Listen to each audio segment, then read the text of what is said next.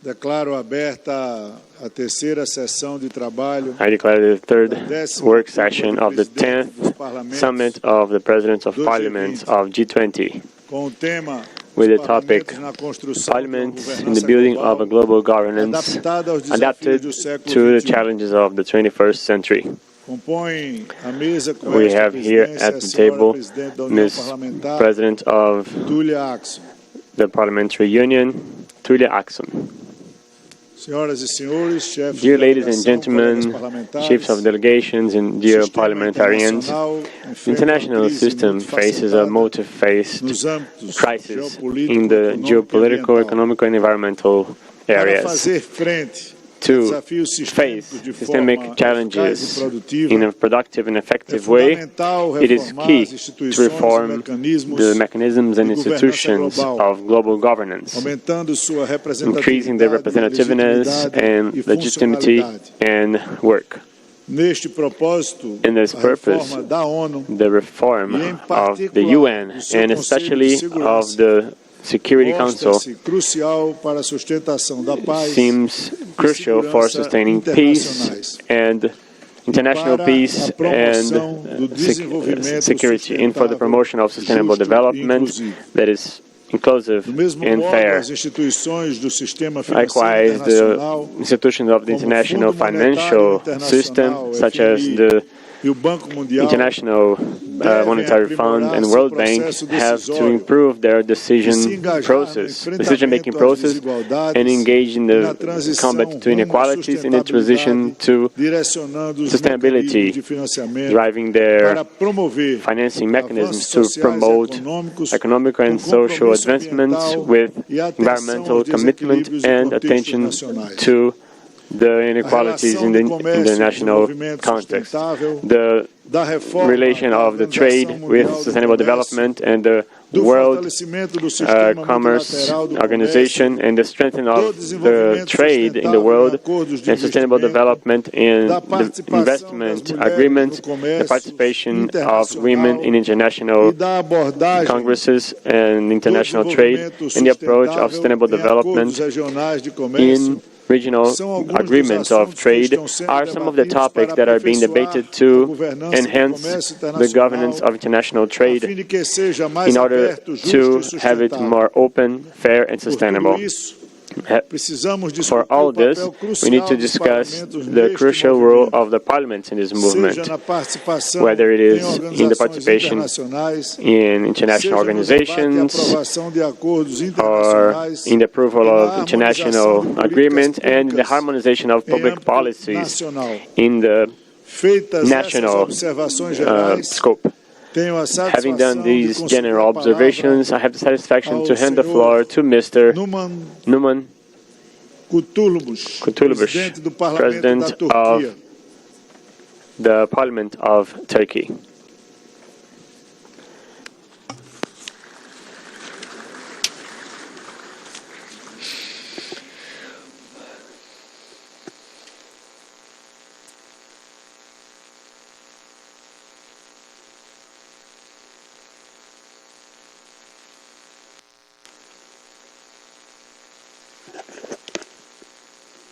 Sayın Başkan, Distinguished Chair, distinguished heads of parliament of G20 countries, distinguished members of the international community, good morning everyone. Yesterday we have held 2 sessions and we have tackled very important topics, and today we will be talking about building a new global governance in the 21st century. So I wish everyone a very fruitful session today. So essentially, today there are things that people are faced as challenges, and this is relevant to the presence of international organizations. We have FAO in food, we have WHO, we have the International Court of Justice, we have the UN Security Council, and we have many international organizations. Despite that, challenges are not being solved. So these organizations are basically just on paper, so they no longer have the capacity to solve the problems. Therefore, the issue is not only to strengthen the institutional capacities, but it is mainly about having a fair and an egalitarian international order. So we have to be able to put forth our views and opinions. So within this framework, tackling international organizations one by one, rather than doing that, we have to look at the root causes of the failure of the international order. In order for international organizations to succeed, stability, legitimacy, and safeguarding are the three main issues. The majority of international organizations, mainly the UN, have lost these three concepts, or their strengths are eroding. And the climate crisis that we are faced with, we have migration, we have hunger, and we have international conflicts. In order to solve all of these issues, the main thing is not only the incapability of these organizations, but their paradigms have destroyed, unfortunately. Therefore, the first thing to do is to restructure these international organizations to establish a fairer and a more transparent global political architecture. That's why we need a change of mindset. We need to change of the paradigms. Within this framework, we have to clearly see the wrongs in today's international order, so that we don't face these challenges in this new system. So today's world system is looking out for the rights of the strong. The rights and the interests of the strong, of the powerful, is being safeguarded. So we need a paradigm shift, and if this is going to happen, the first prerequisite is to make sure that we safeguard, we protect the rights of those who are weak. The second one is that those who think that they own the world should not do that. No one owns the world. This is a joint platform. This is a joint home for 8 billion people. That's why, if the principle is that people are equal from birth, another thing is that hegemonic worlds and hegemonic countries and weak countries, we shouldn't have that kind of a separation. Today, we need to consider that nations and countries are equal in sovereignty. Within this framework, in order to establish a new world system, as the international countries, communities, we need to find solutions. The Israel's genocide that is ongoing in Palestine, the massacre that we see, is an alarm bell for us to establish a new world order. We don't have time anymore. The time is running out. So this is not a world. We need to end the period where the strong powers do everything they want. That's why, before all else, we need to set up a new global political architecture, and we need to start doing that with restructuring the UN Security Council. The world should not be left in the hands of 5 countries. That's why, within the sovereignty of all countries, we have to safeguard the justice and equality for 8 billion people. We have to work towards establishing the system together, and first thing we need to do is that the UN Security Council is changed and revisited and redesigned once more, and we will do our best to do that.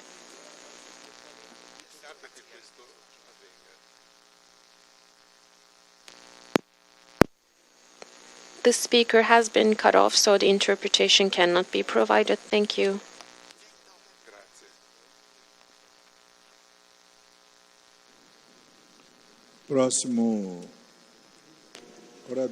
Next speaker, to take the floor, Mr. Lindsay Hoyle, President of the Lower Chamber of Parliament of the United Kingdom. President. This very important conference that we know is allowing us to come together, the P20 and the IPU. It is my pleasure again to speak. The fact we're all here together is a testament of power of multilateral system. There is pressure to reform governance to make it more inclusive. I know the United Kingdom wants to see improvements. We need to ensure that when collective global action is taken, all voices are heard. But we are presiding officer of our parliaments. The lead in discussing reforms to the global financial system or the UN Security Council is by governments. What is Parliament's role in conversation? Let me first acknowledge the difference between parliaments and different roles and responsibilities. There is no single way in which a parliament will influence discussion of global reform or way in which international agreements are made. But we all have in common is that we are a place where many voices in our own countries are heard. A good parliament has a wide representation. We all have different electoral systems, but parliament contains representation from across the entirety of the country they serve. Every region, every district is represented. That regional dimension is very important, but it is not the only kind of diversity we need. I know there is a general commitment to enduring representation from across society. Only this July G20 meeting of women parliamentarians held here in Brazil noted the need to ensure that women were represented in electoral positions and suggested that temporary measures such as quotas might be needed. Not that long ago, if you were told someone was a member of the United Kingdom Parliament, yes, the House of Commons, you would know they were almost certainly white, male and very probably Christian. That law was changed to allow parties to impose all women shortlist if they wished, a law that continues in force till 2030. I am pleased that the number of women in our House of Commons has increased steadily. In the last general election, 263 women were elected, making up 40% of the total of MPs in Parliament. And ethnic makeup of our chamber has changed. As headlines proclaimed, this is the most diverse parliament ever in the United Kingdom. Parties no longer need to use the law on shortlist. It's normal for an MP to be a woman, an atheist, to be a Sikh, a Muslim, an Hindu. It doesn't matter what religion you are. It is normal for an MP not to look like me. As I've been told, you might be better off not being. The Chancellor of the Exchequer and the Leader of the Opposition show how things have changed. They show just how normal it is to be a woman in politics in the United Kingdom today. But the election to Parliament alone is not enough. Parliaments need to hear the voice of everyone represented within them. It's no good being elected if you're shouted down or if you're speaking inside Parliament, risk the security from outside. Again, the women parliamentarians spoke wisely in warning against gender-based political violence. The United Kingdom experience shows women MPs face an extraordinary amounts of abuse. It's not just for them, it's for all politicians. Even those who are just candidates face abuse in the real life of politics today. That is why I've supported a Speakers' Conference, supported by all our political parties, to look into the risk, including the risk of foreign states who somehow feel it is their right to interfere in democratic process. Because if we cannot hear from a wide range of people within our parliaments, they cannot communicate with people outside Parliament. How can we support or challenge government which approaches the international reform? By definition, Parliament is a place for debate within Parliament. There will be many different views on what sort of global reform must be effective. Emotions run high, but we have a framework to keep debate constructive. All of parliaments will need a place where reforms can be debated, and we have responsibility to monitor and challenge what is being proposed. But also, the role outside Parliament. I'm a great believer in the parliamentary diplomacy. Just within our own institutions, we can learn from each other, though debate and challenge, so we can gain a great deal of understanding about perspectives of colleagues from around the world, finding out what we see difficulties when they see the opportunities. So please, we must keep that discussion going. Let us ensure that democracy survives. Democracy is the answer for Parliament. More democratic Parliament, less dictatorships. A global governance only works if parliaments are not giving autocrats credibility for being vial of democracy. They don't like that veil of democracy being challenged. Well, I say now, democracy is the only answer to dictatorships. They are the answer for us all. A democratic world, a free world, not a divided world which allows parliamentarians with democracy to challenge the dictatorships. It should be democracy across the world, an equal world for all. Thank you.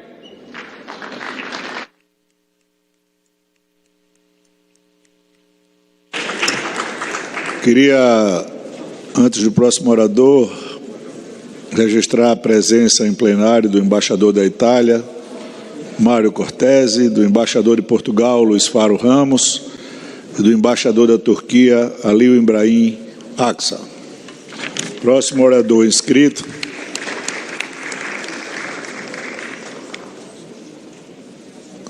Presidente da Câmara Baixa do Parlamento da Itália, senhor Lorenzo Fontana.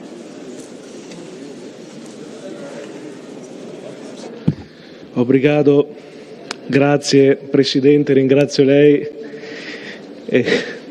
buongiorno a tutti, ringrazio lei, ringrazio il Presidente del Senato federale, ma siamo qui anche per ringraziare il Brasile. Oggi ci troviamo qui a 150 anni dall'anniversario dell'immigrazione italiana in Brasile. Pensate we are celebrating the 150th anniversary of Italian immigration to Brazil. Di persone con origine italiana che stanno qui in Brasile. 30 million Brazilians of Italian descent living here in Brazil. Tutte queste persone di origine italiana. Each of all these people of Italian descent, together in spite of their difficulties, they have made a huge contribution to life in Brazil and to Italy as well. And we attach great importance to this. As has been recalled, we're meeting here in Brasilia today, only a month and a half after the adoption in New York of the United Nations Pact for the Future, which expressly recognizes the role of Parliament in the construction of global governance. This is an important signal of attention, which is still tentative and therefore worthy of further developments.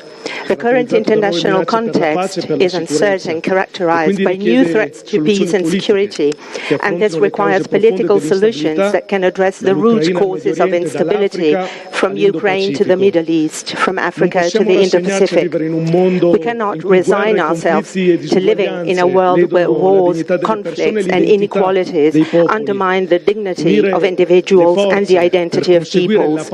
Joining forces to achieve peace and mutual respect is a fundamental objective. Parliaments must promote ever closer linkage with the United Nations, whose reform can no longer be postponed, as the current structure is not capable of guaranteeing the implementation of the principles of peace, equality and freedom enshrined in the San Francisco Charter, which will celebrate its 80th anniversary next year.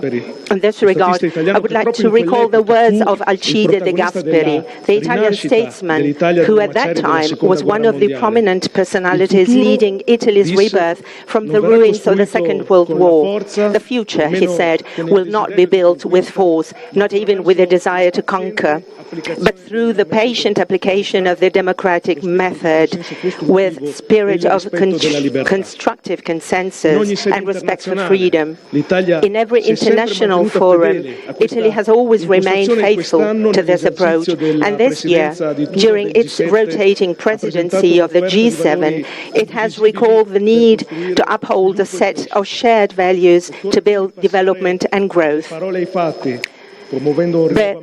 we must move from words to deeds, and we should promote the system of multilateral relations.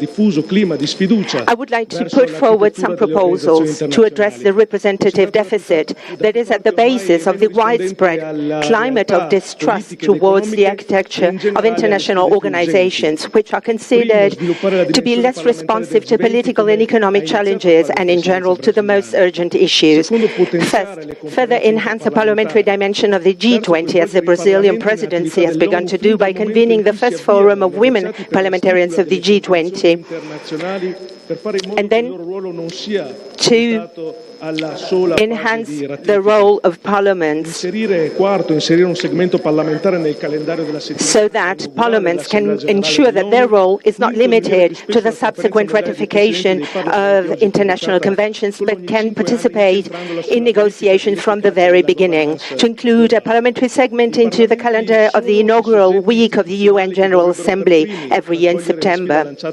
Parliaments are the natural place to build the future of peoples because they encompass political, social, and generational pluralism. And parliaments should be the first institutional bodies to take up the challenge launched by the United Nations with a declaration on future generations. I hope that this declaration will become the subject of in-depth reflection within parliaments that we represent, because there are essential objectives that should not be taken for granted. The role of family, protection of the environment, protection of cultural diversity, solidarity between generations, and the importance of leaving no one behind, starting from people with disabilities. I would like to thank the presidency and my colleagues for having accepted in the final declaration my proposal to dedicate a paragraph to people with disabilities, underlining the need to develop their autonomy and talent. And let me call upon all the people of goodwill, who are so many among us. We all attach great importance to our planet and to the future of our children. We are all linked by shared values and concerns. If we all act with goodwill, we can take care of the future of ourselves and our children based on peace and prosperity. Thank you all.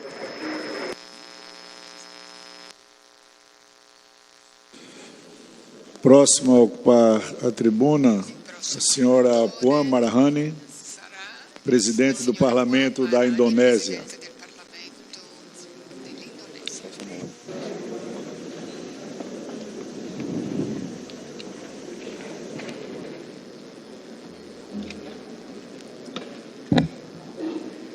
Excellencies, war, conflict, and geopolitical tension continue to pose serious threat to peace and international security.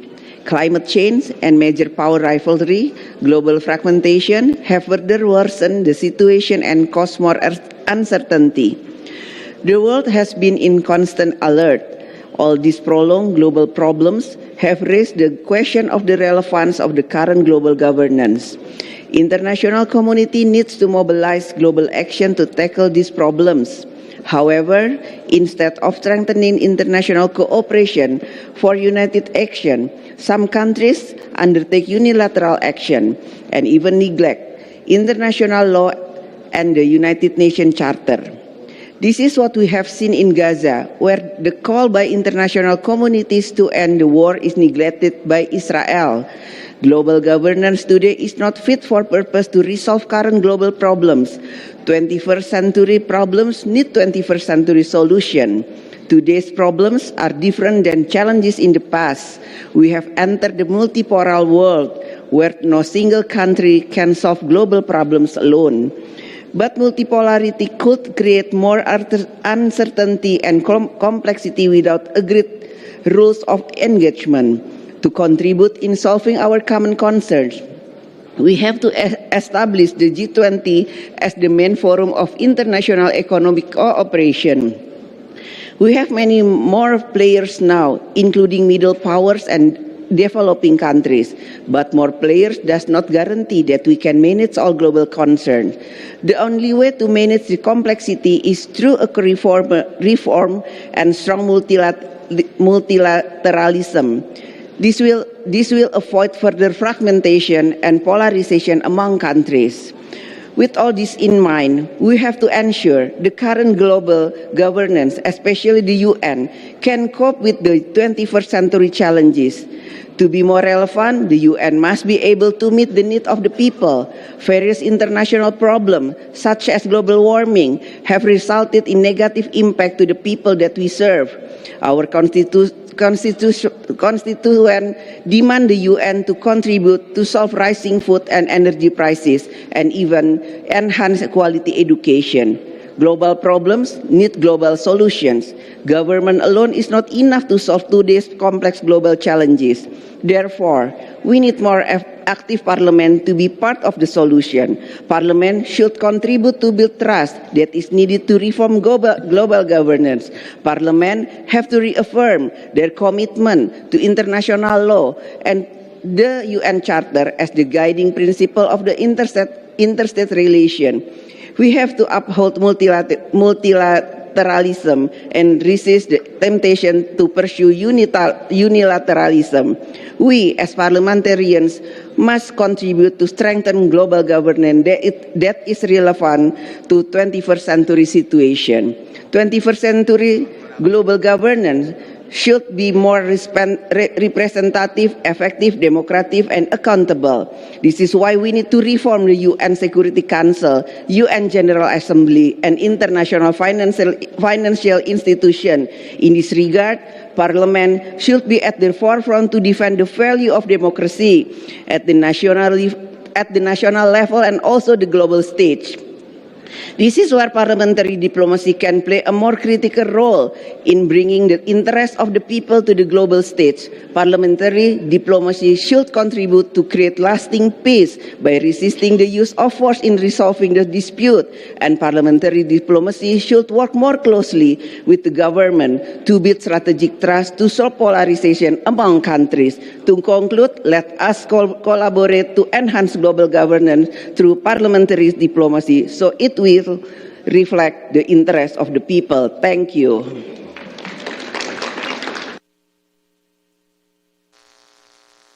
Próxima oradora a usar a tribuna, presidente do Parlamento de São Tomé e Príncipe, senhora Celmira Sacramento.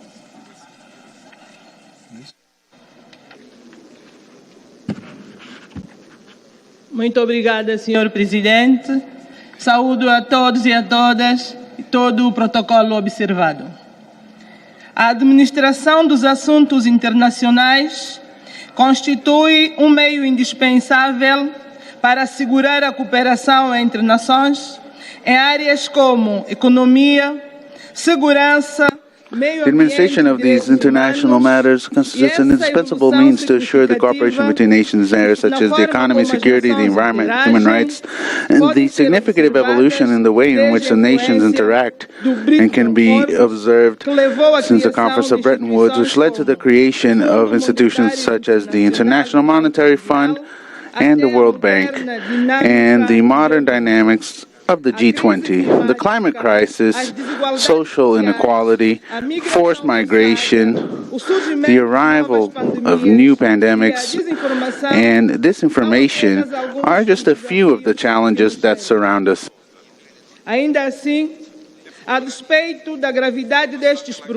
Even then, despite the severity of these problems, we have a unique opportunity to transform the way we govern. And in this context, we, parliamentarians, have a fundamental role to play.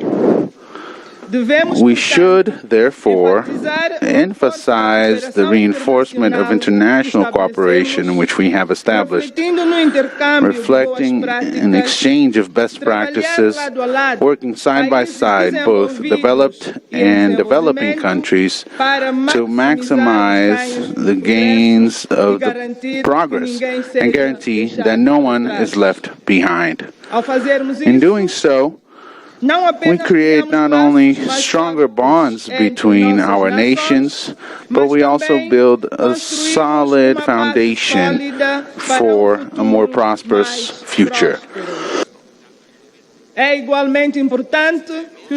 is equally important that our parliaments are dedicated to the inclusion of new government perspectives, given that the world that we live in is not homogeneous. We should foster voices from emerging countries and developing countries in our decision-making tables. After all, a truly effective international regime represents the diversity of experiences and needs of all its members. Therefore, we should reject unilateral practices that oftentimes perpetuate inequality, embrace plurality, work in the creation of norms and standards in common that may be followed by all parliaments in collaboration with international organizations to guarantee the active participation of all member nations in the negotiations that conduct to the definition of principles that are widely acceptable. Therefore, we should guarantee that our internal legislations are aligned with the Sustainable Development Goals, contributing, therefore, to a global agenda that seeks collective welfare. Inspired by our values of humanity and solidarity, may this event be a mark in our trajectory, preparing the path ahead of us for a new governance model. Thank you very much.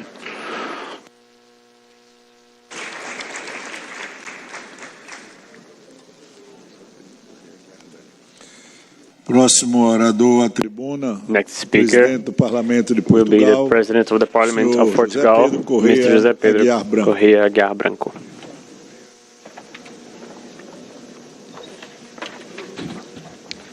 Senhor Presidente, Mr. President, I'd like to thank the Brazilian Congress for the excellent welcoming and also the exemplary manner of conducting our works. I'd like to share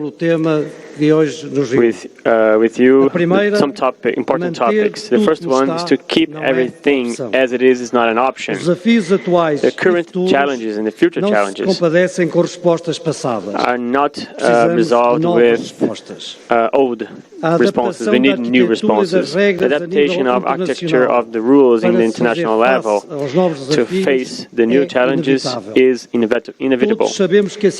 We all know that it is this way. We should not pretend that everything is the same. It is necessary to have bigger representativeness of people, including through the access of women in decision-making roles and a bigger inclusion of the different countries and regions of the world in a way to provide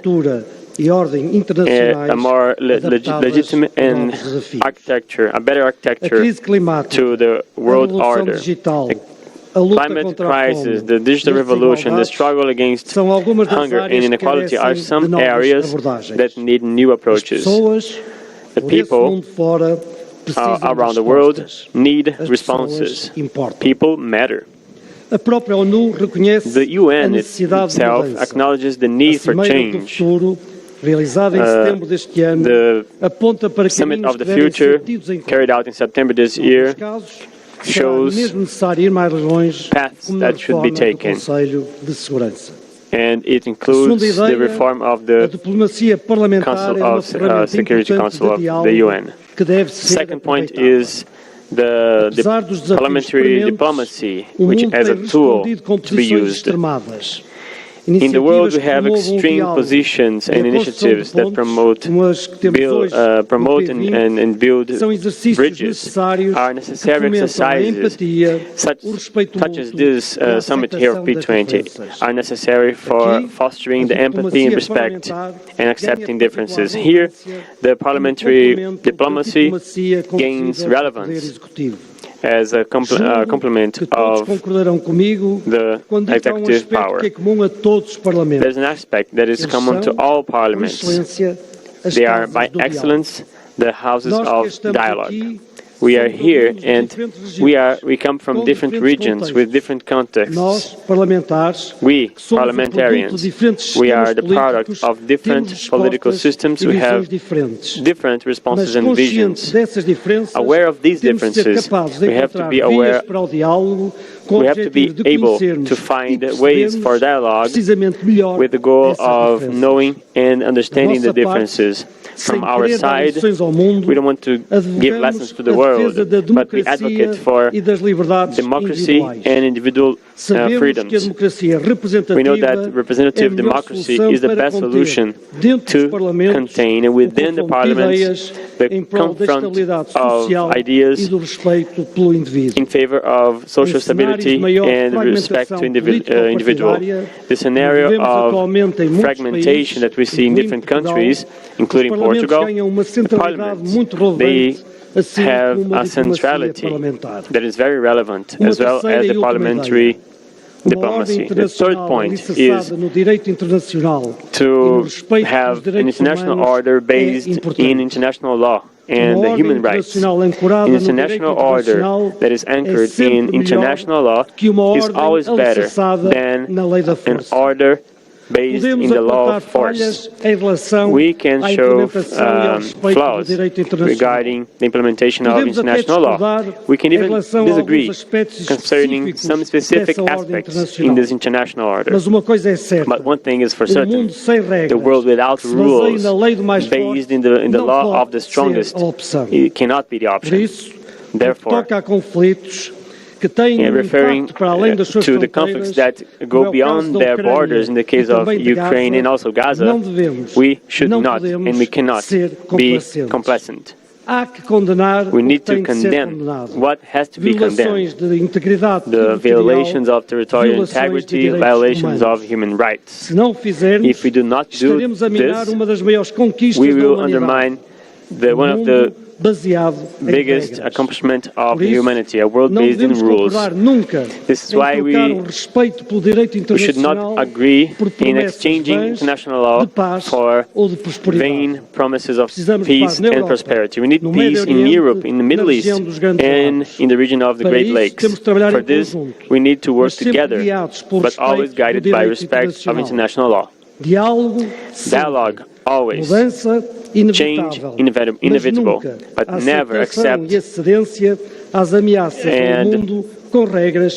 accept the threat to the world of rules and respect to the human beings. Thank you so much.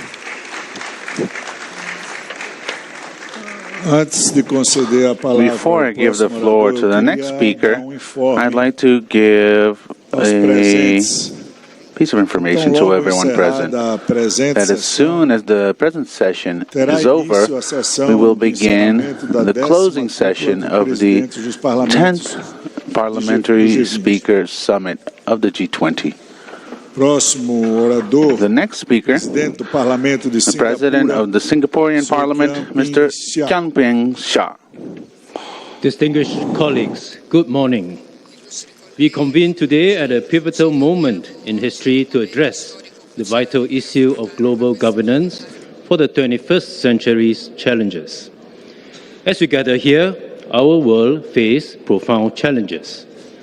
From the ongoing conflict in Ukraine and the humanitarian crisis in Gaza to the ever-present threat of climate change. Our world stands at a precarious crossroads, marked by escalating conflicts and intensifying rivalries. The international landscape has grown increasingly unpredictable and fractured as we navigate the shift from a unipolar to a complex multipolar global order. In this new reality, the role of parliaments in forging a robust global governance system has never been more critical. As legislators, we shoulder a unique responsibility to forge a new path of global cooperation and governance, particularly by reinforcing the principles as enshrined in the United Nations Charter. We must be the architects of a new global order that can withstand the storms of the 21st century. The pressing need to reform multilateral institutions has never been more apparent. Allow me to outline several crucial considerations. Reforming global institutions. First, even as we look at reform of global institutions, we must continue to reinforce the primacy of international law and the United Nations Charter, including key principles such as sovereign equality. They form the bedrock of a rules-based multilateral system, which is especially crucial for smaller nations like Singapore in ensuring equitable global participation.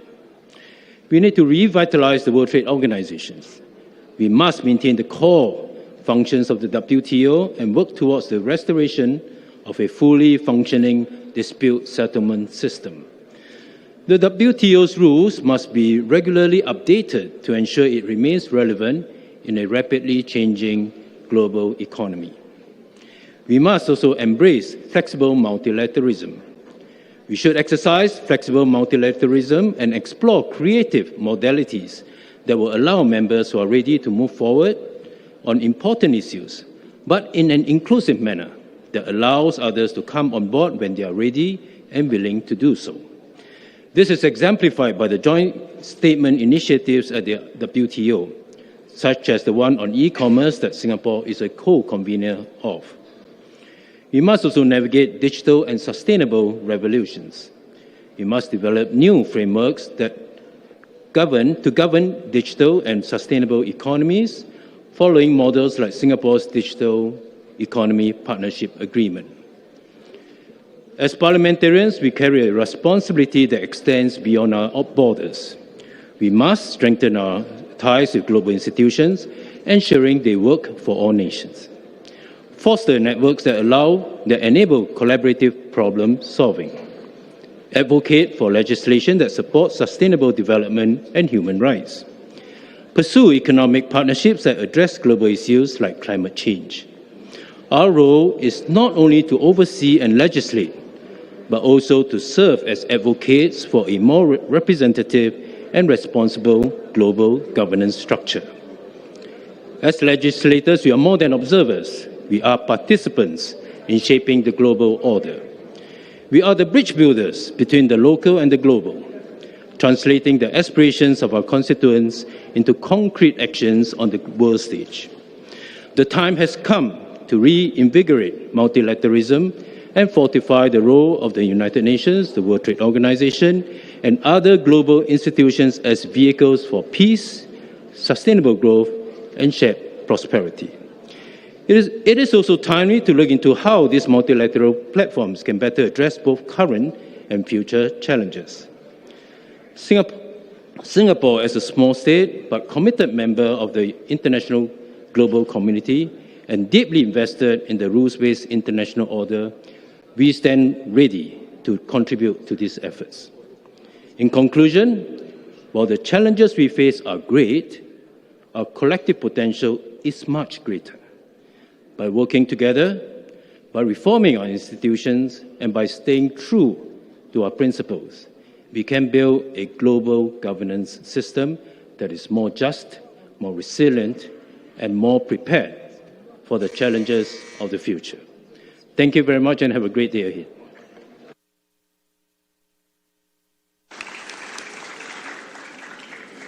Próximo orador à tribuna, vice-presidente Next do speaker, the Parlamento da Tribune, China, Vice President of the Weihua Parliament Wu. of China.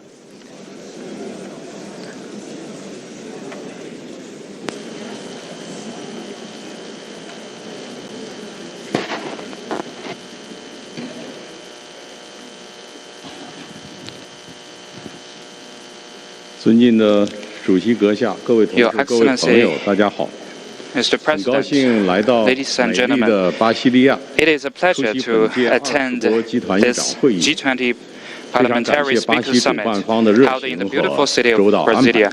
And I also thank Brazil for the thoughtful arrangement. The world is undergoing great changes in a century. We're facing a changing and a turbulent world. Challenges of insecurity, imbalanced development, ineffective governance, and sluggish economic recovery are increasingly prominent. Peace, cooperation, and win-win cooperation have become the common aspiration of the international community. Against such backdrop, the P20, themed by Parliaments for a Just World and a Sustainable Planet, is of high relevance. G20, as the major forum for international economic cooperation that brings together the world's major economies, should stay true to its founding mission, strengthen solidarity and cooperation, jointly address challenges in our times and promote development and prosperity for all countries, and support the vast developing countries in embracing a journey toward modernization. We believe the legislatures have the responsibility and the capacity to play a positive role in building country-to-country relations that values equality and mutual trust, expanding development, cooperation that is mutually beneficial and win-win, promoting open, inclusive communication and mutual learning. China values this platform and supports Brazil in hosting the 10th P20 and is ready to enhance cooperation with all parties. We call on all parties to build a consensus of development to promote global development. China supports the G20 in continuing focusing on development and providing political support for the development of the world. This is also the common aspiration of the Global South. China also supports the G20 in carrying out cooperation on the Global Alliance against hunger and poverty proposed by President Lula. We call on all parties to deepen pragmatic cooperation and promote sustainable transition. China supports Brazil in taking sustainable development as a priority of the Rio Summit and supports the G20 in deepening cooperation in such areas as energy transition, technological innovation, and digital economy to help developing countries equally benefit from digital divides.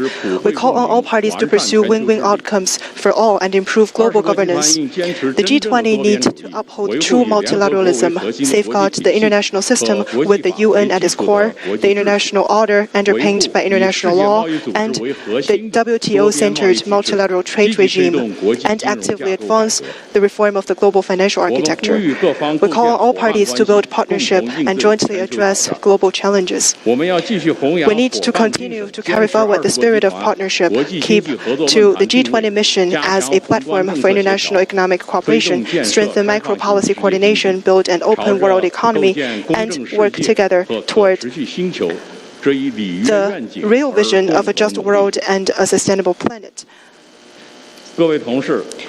Colleagues, friends, currently China is now working to further deepen reform comprehensively to advance Chinese modernization. We will surely inject stronger impetus into the common development of the world and make greater contribution to the progress of humanity. China's National People's Congress will continue to strengthen cooperation and exchanges with legislatures of all countries and contribute to building a better world and a community with a shared future for mankind. I thank you all.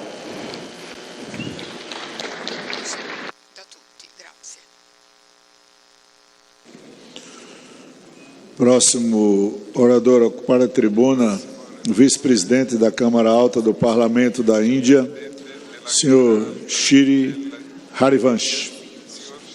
Honorable Chairperson and distinguished delegates, the crucial role that Parliament can play in shaping and strengthening global governance can hardly be overemphasized. We are standing at a critical juncture confronted by unparalleled crises, climate change, economic inequality, geopolitical tensions, food and energy security, and technological transformations. These challenges transcend national borders and demand a united global response rooted in equity and fairness. To navigate these challenges, global governance structures must evolve to address the profound shifts in global power dynamics, economic structures, and socio-environmental challenges. Since its inception, the members of the United Nations have increased fourfold, which reflects its vibrant diversity. However, the institution remains short of needed reforms all this time. As a result, the UNSC struggles to fulfill its mandate of maintaining international peace and security, undermining its effectiveness and credibility. India strongly advocates for the reform of the UN Security Council to make it more representative, especially with the greater inclusion of the Global South. We in India will continue to lead efforts towards comprehensive reforms of the United Nations, including through expansion of both categories of membership of the UN Security Council, in order to make it more representative, effective, and credible. This is a key component of our Prime Minister's call for a reformed multilateralism that reflects today's realities, gives voices to all stakeholders, addresses contemporary challenges, and focus on human welfare. The second issue is the reform of the international financial architecture. The Bretton Woods institutions, IMF and World Bank must be restructured to reflect the needs and priorities of developing nations. In addition, financing and investment gaps of SDGs estimated at up to $4 trillion annually needed to be addressed urgently. In this regard, significant strides were made during India's G20 presidency, with G20 leaders calling for better, bigger, and more effective multilateral development banks to scale up development from climate finance from billions to trillions. It is appreciable that this momentum has continued under Brazil's presidency. The third crucial issue is reform of the multilateral trading system. India remains unwavering in its commitment to a rule-based, non-discriminatory, fair, open, inclusive, equitable, and transparent multilateral trading system with the World Trade Organization at its core. In India, our government is at the forefront of driving financial inclusion programs, rural development schemes, and social welfare projects, which have empowered millions, particularly those at the margins of society. Our parliament recently passed the Nari Shakti Vandan Adhiniyam, which provides for reserving 1/3 of seats for women in the Lok Sabha and the state assembly. This landmark decision will go a long way in transforming India into an equitable, gender-sensitive, and all-inclusive nation. India has been at the forefront of climate action through initiatives such as the International Solar Alliance, the Coalition for Disaster-Resilient Infrastructure, and Mission Lifestyle for Environment. Dear delegates, while digitalization offers immense opportunities for growth, innovation, and inclusion, it also presents new challenges, particularly for developing nations. It is imperative that global governance framework adapt to these new realities by ensuring that all nations, regardless of their economic standing, can harness the benefits of technological advancement. Distinguished delegates, India has always believed in Vasudhaiva Kutumbakam. The world is one family. The ethos is central to our vision for global governance, one that is responsive, representative, and resilient. As the representatives of our people, the parliamentarians have a collective role in reforming global institutions and promoting governance structure that are not only robust but also effective, inclusive, balanced, and oriented towards sustainable development. I sincerely thank the National Congress of Brazil, the government of Brazil, for their warm hospitality and organizing this conference quite successfully. Thank you.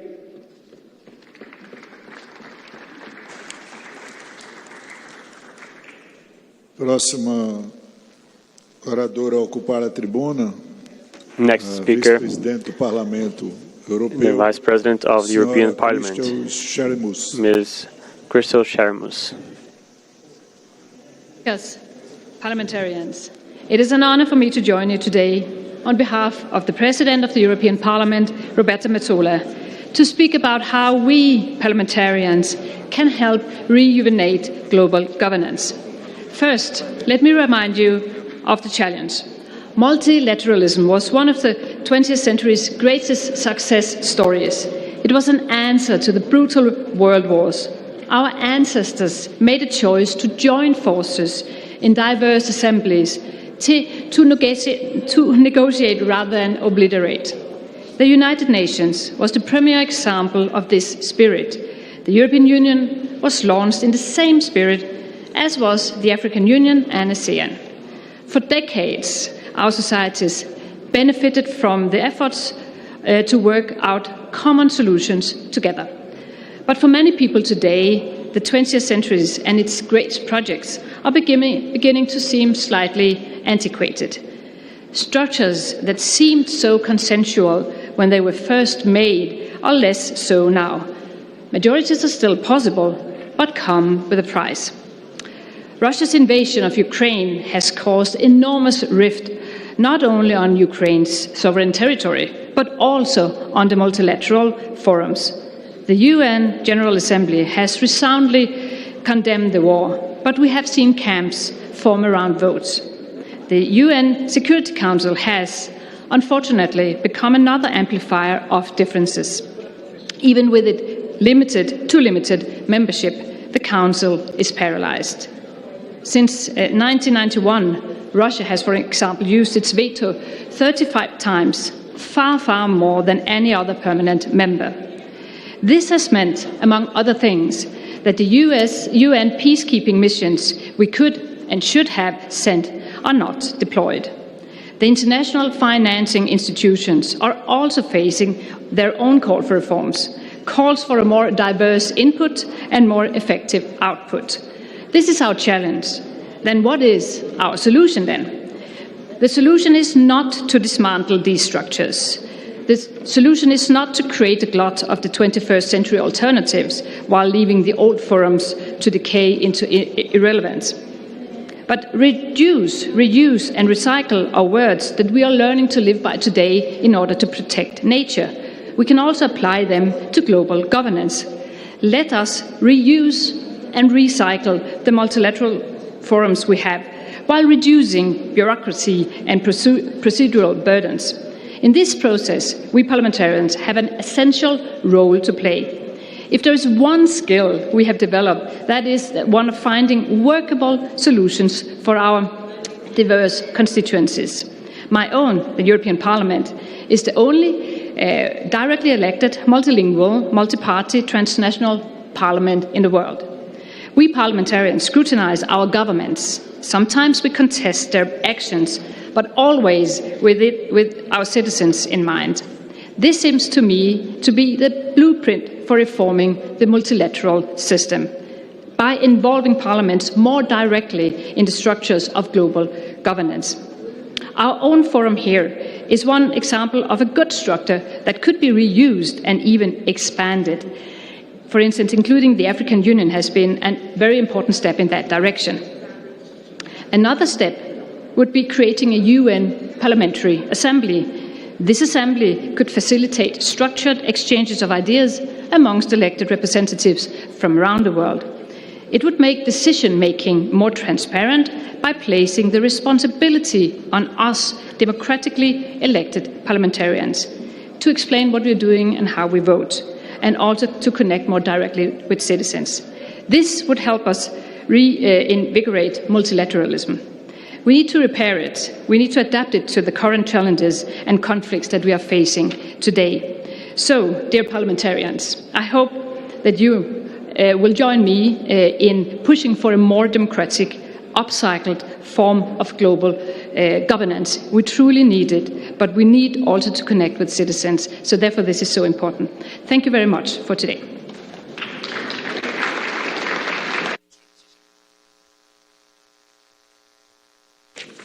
Aproveito também para I'd like to registrar a presença refer to the presence of the ambassador of the United Kingdom, Stefano Cadi, and the ambassador of Mozambique, Jacinto Mungumi, and ambassador of Canada, Emmanuel Câmara, ENX.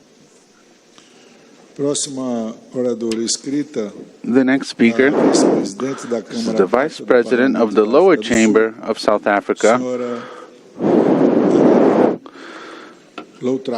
Ms. Annelie Lotriet. Parliamentarians. South Africa welcomes the ongoing discussions regarding the reform of global governance institutions, aiming to enhance their inclusivity, legitimacy, and functionality. The existing state of affairs has allowed influential nations and aligned partners to diminish and immobilize multilateral global governance institutions, leading to a failure in executing their mandates. The United Nations Security Council currently faces a state of paralysis.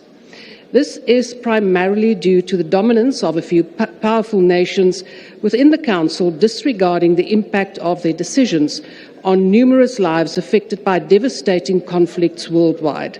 This is evident in the ongoing conflicts in regions such as the Middle East, Sudan, the eastern part of the DRC, Russia, and Ukraine.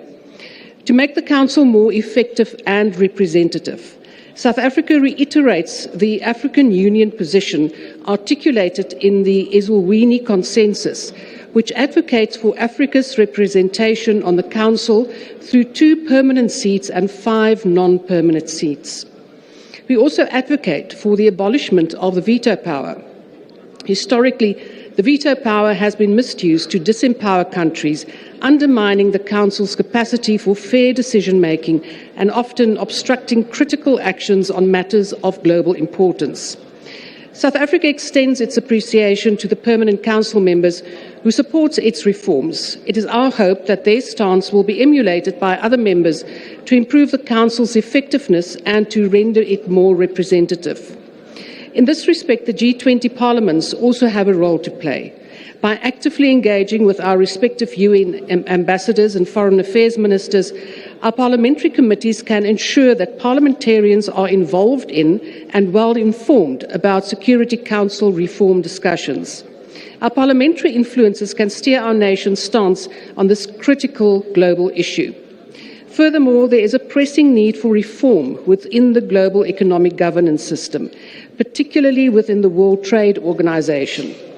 South Africa supports an open, inclusive and transparent process for WTO reform, ensuring that the interests of all, especially those of developing countries, are taken into account to ensure its sustainability and legitimacy. The reform should aim to rectify imbalances in areas such as agriculture subsidies that distort international trade and undermine food security in many developing countries. WTO reform should further enable developing countries to bolster their infant industries and access technologies. In addition, it's imperative that the discussions on WTO reform are held through the General Council and its regular sessions to guarantee transparency, openness and inclusivity without compromising the legitimacy and outcomes of this vital task.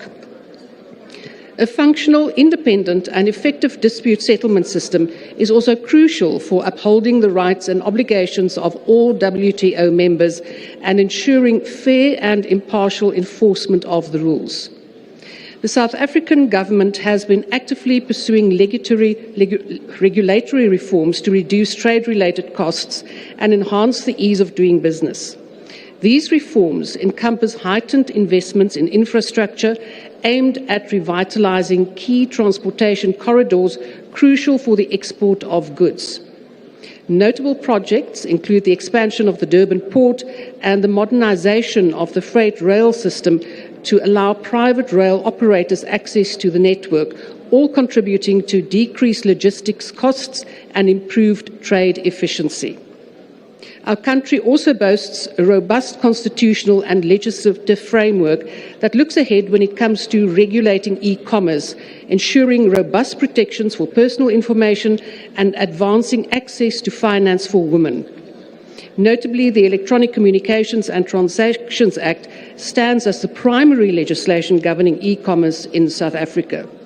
And likewise, the Protection of Personal Information Act oversees the processing of personal data, necessitating that businesses implement stringent security measures for its safeguarding. Non-compliance can result in significant fines and penalties. In conclusion, as we navigate the challenges of the 21st century, the adaptation of global governance becomes increasingly imperative. The reform agenda must gain traction, and G20 parliaments must lead in advocating for a truly representative, legitimate, inclusive and fair system of global governance. I thank you.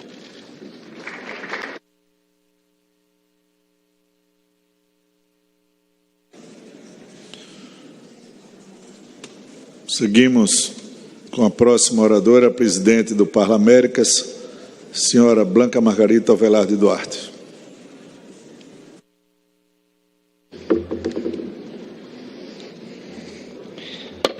Señor presidente, buenos días a todos.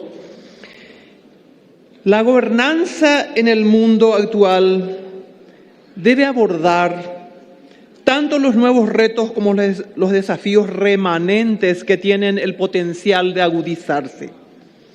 becoming worse. It's important that the parliaments focus their attention and the actions in the social differences that are marked by the impacts of the climate change, of disasters, in the forced deployment, in the harming the human rights, and also the impact of the technologies in the daily life of everyone. For all those challenges, complex challenges, it's fundamental that we work in joint work and cooperational work. The cooperation, the solidarity between the nations and the multilateralism will contribute to the strategies in national level and regional level as well, so we can face these challenges that were mentioned before, from the governmental actions until the harmonization of the existing actions.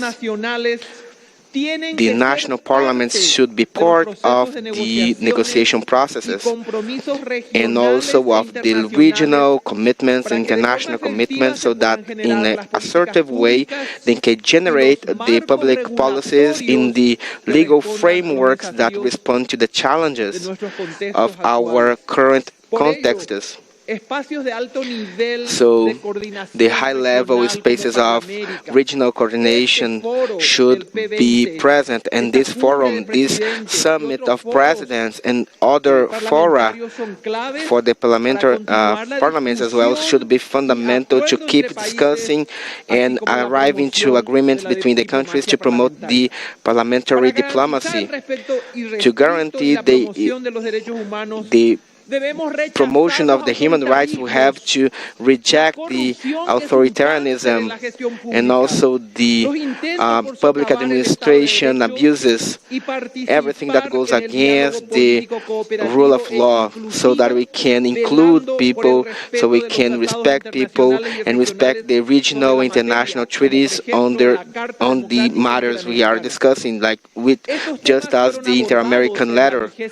These topics were mentioned in the Assembly of Americas and the 8th meeting of the Open Parliament of our network. And these entities, we arrived to the conclusion to discuss to focus on the discussion of the human rights and the promotion of democracy with the result for everyone. On the other hand, I would like to mention, looking towards the future and to conclude my speech, that we should consider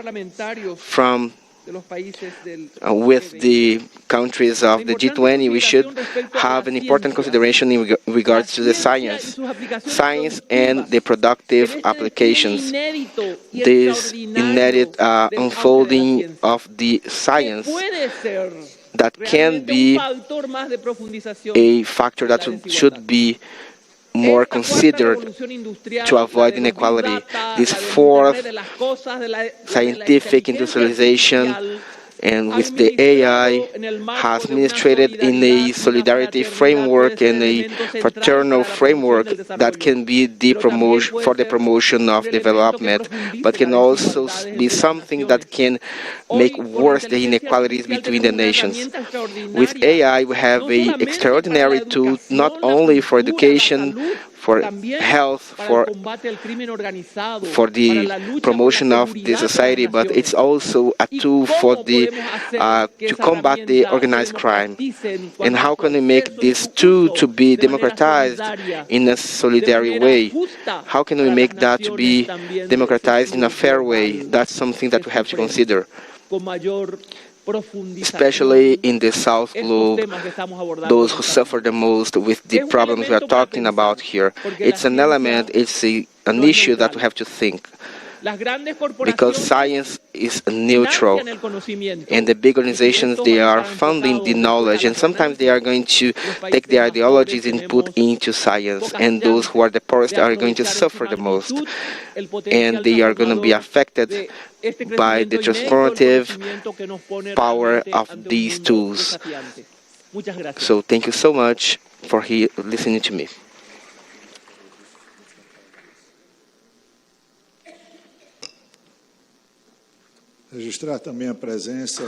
I'd just like to acknowledge the presence of the Indonesian ambassador Edir Yusuf, the ambassador of Russia, Alexei Libetsky, the ambassador of India, Suresh Reddy. The next speaker in the tribune, the Vice President of the High Chamber of the Russian Parliament, Konstantin Kosachev. Next year we have several important anniversaries. These are the 80th anniversary of the end of the Second World War and the foundation of the UN, and the 30th anniversary of WTO. In July this year we celebrated the 80th anniversary of the Bretton Woods Conference, which resulted in the foundation of IMF and the World Bank. But the modern world is very different from the world we had 80 or even 30 years ago. Global governance institutes were established by the victors of the World War II. Their effective work was guaranteed by the balance of interests of top global players. In the late 20th century, the USSR ceased to exist, which led to the loss of such balance, and the group of those who thought themselves to be winners in the Cold War was left alone in the international scene. But has this new reality turned out to be better? Better ask the people in Libya, in Iraq, Yugoslavia, Syria, and Afghanistan, who lived through the attempts to export democratization. But instead of prosperity and security, they caught the dissolution of their nations, poverty and famine, onset of terrorism, and a very profound migration crisis. Today we witness in Africa, in the Middle East, and Ukraine what this unipolar policy and reckless meddling in internal affairs of sovereign nations result in. We witness the destruction of global security mechanisms, devaluation of international law, and disregard for its fundamental norms and principles in many countries and international organizations. They are unnecessarily invalidated as a result of global standards. The Western world tries to save the unipolar world, so beneficial for them at all costs, to still have the possibility to force their own interest upon the global majority to establish the rules-based order. Despite the fact of the UN Charter must be the main source of international law, many Western countries nevertheless constantly disregard the principle of equality. They abuse their monopoly of the two world currencies, and the interbank payment system control the largest international governance institutes such as the World Bank, the IMF, and the WTO, and never cease to try to take under control such a universal organization as the UN. The world needs to develop legal mechanisms of multipolarity, including a reform of the UN. The new world order must ensure a clear interpretation of norms, ban extraterritorial application of national law, and allow collective sanctions only with approval from the UN Security Council. In this speech at the BRICS Summit in Russia, UN Secretary General during the same BRICS Summit in Kazan, President of Russia, Vladimir Putin, highlighted the need to adapt the UN to the realities of the 21st century to make it function effectively in the future. But it has also not been sufficiently reflected in the governance system of the IMF and the World Bank and other multilateral development banks. The pressure from the supporters of the unipolar world has resulted in the evolution of BRICS format and consolidation of the actual global majority around the values promoted by BRICS. Today, this organization has become one of the key international platforms for cooperation that adhere to the principle of multilateralism when discussing global and regional problems. It has no dominating side to dictate of the chosen ones that bear the white man's burden. In BRICS, we promote diplomacy, dialogue, negotiation, and mediation. We think that BRICS mission is of the reformation of the Global Governance Institute, offering the entire world a set of solutions for the sake of international peace and security. These recommendations have been recorded to the Kazan Declaration of BRICS. It's BRICS that can play a key role, key part in discussing UN reform. Russia traditionally calls for the entire international community, including parliaments, to join forces to combat global crisis. To do so, we must do with our democracy summits that divide countries.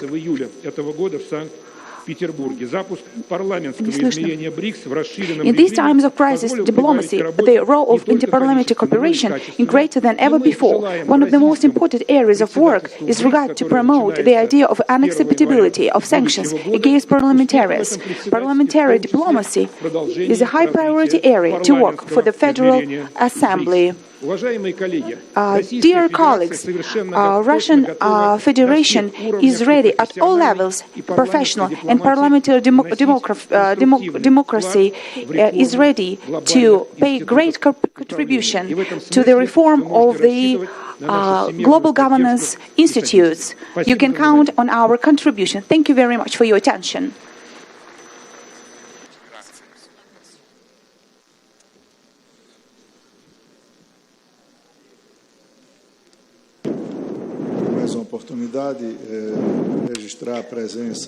We'd like to mention the presence of the ambassador of South Africa, Walton Bella, the ambassador of Equatorial Guinea, Bem-vindo, Otogo Bono. Also, like to mention that the ambassador Emmanuel Marianax of Canada is representing the President of the Upper House. Now we hand the floor to the Vice President of the Parliament of the United Emirates. Here, Mr. Tariq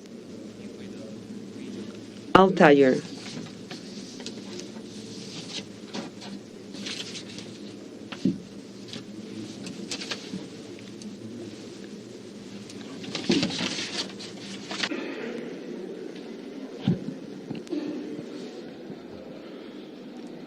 Good morning, Your Excellency. In the world increasingly defined by independent and by evolving rapid changes, it is evident that our traditional understanding of governance must evolve.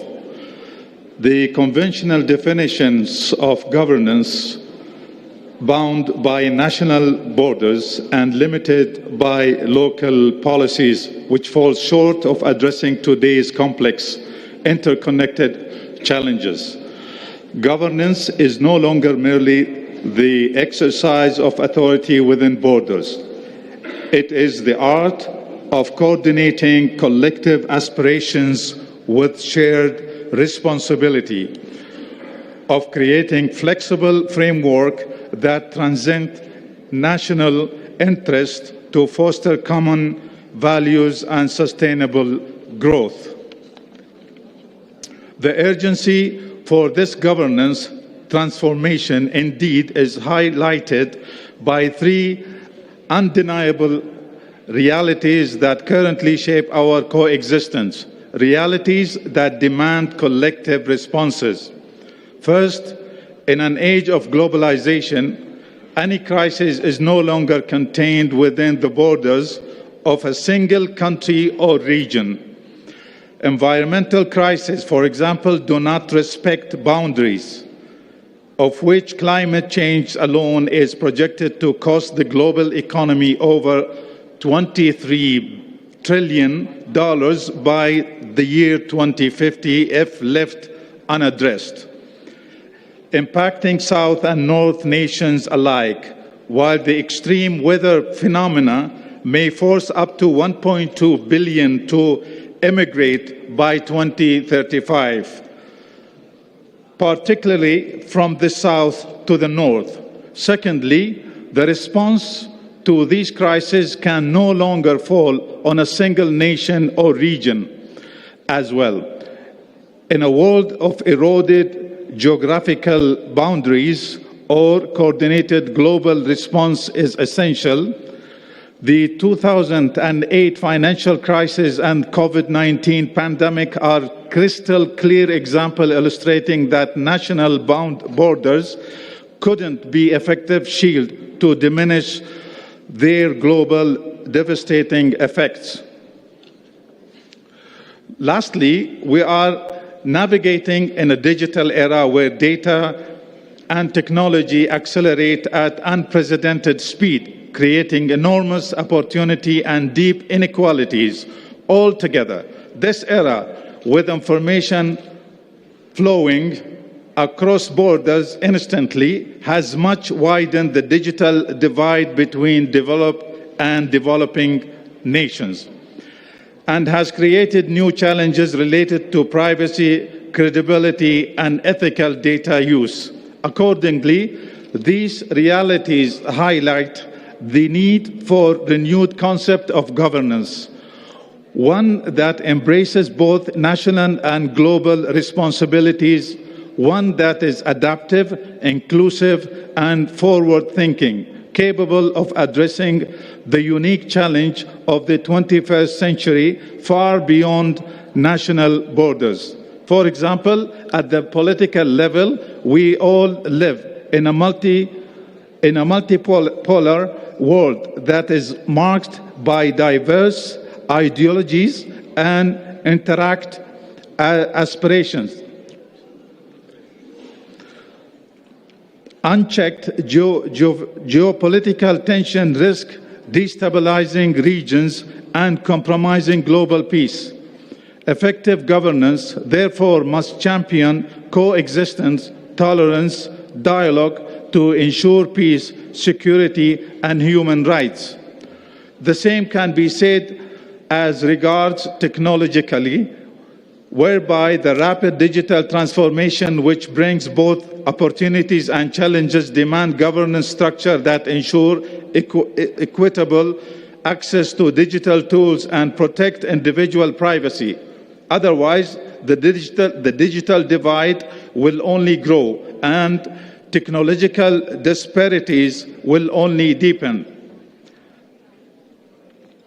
In this endeavor, the UAE exemplifies an adaptive, forward-thinking approach guided by distinct vision and prioritize sustainability, economic diversification, and social cohesion. The UAE has embraced inclusive and innovative practices. Initiatives like Green Agenda and National Innovation Strategy underscore its commitment to sustainable growth. Esteemed colleagues, in this evolving governance landscape, parliamentaries have an indispensable role. On the national level, parliaments need to shape legislation that align with both national interests and global responsibilities. And on the regional and international level, parliaments, through interparliamentary dialogue and multilateral forums, should collaborate to create platforms that foster a coordinated approach to shared challenges. Allow me, we stand here united in purpose to call upon you to turn our thoughts to the innocent civilians in Gaza, Palestine, and Lebanon, whose suffering rings far beyond borders and whose thirst and hunger burden all of us. As a global community, the hardships are not theirs alone, but shared human tragedy that appeal to our collective conscience.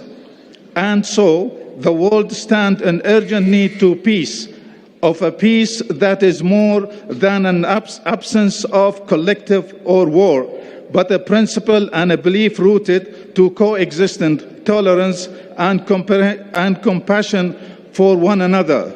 Despite the global consensus on international humanitarian law, clear double standards still persist in addressing crises around the world.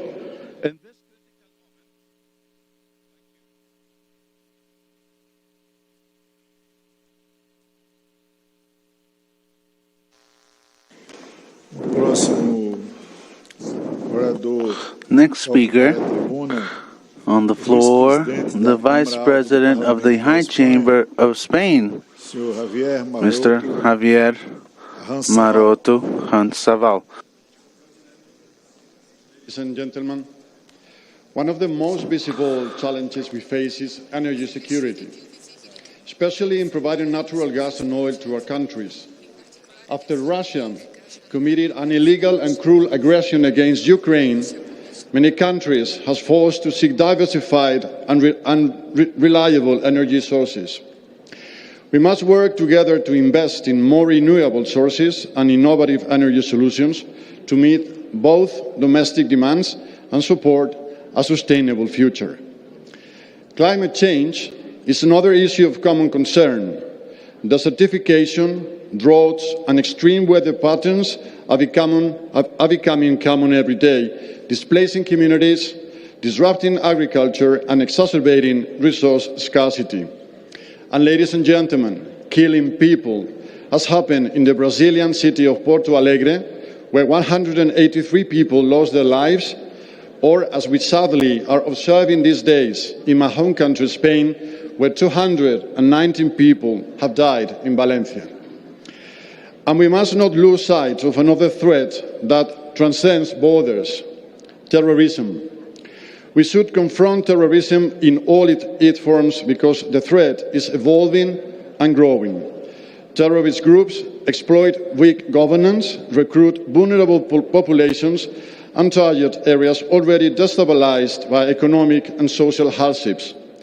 The terrorist attack of September 11 against the United States, the terrorist attack of March 2004 against Spain, or the last terrorist attack of October the 7th against Israel are just some examples of hatred transformed into terrorism. But the main split in the 21st century may not be between democracies and totalitarian regimes, but rather between human beings and non-human agents. A completely new kind of information is emerging, controlled by the decisions and goals of the artificial intelligence. Information for information deals are already here. Each day, millions of us make a lot of transactions with the tech giants. We get information from them, and we pay them with information.